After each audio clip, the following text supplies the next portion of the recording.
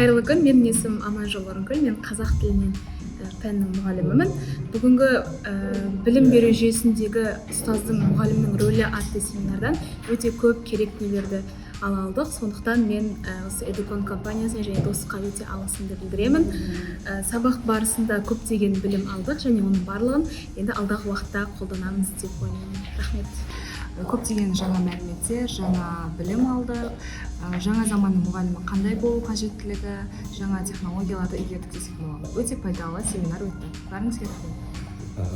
Добрый день, меня зовут Худжахмат, я являюсь преподавателем по предмету математика для 6 классов. Подготавливаю детей к экзаменам НИШ и БИЛ. Хотел бы поблагодарить организаторов сегодняшнего семинара за то, что нас обучают и информируют новейшим методикам преподавания. Также выявляют некоторые наши, скажем так, методики, улучшают его и дают очень хорошую информацию.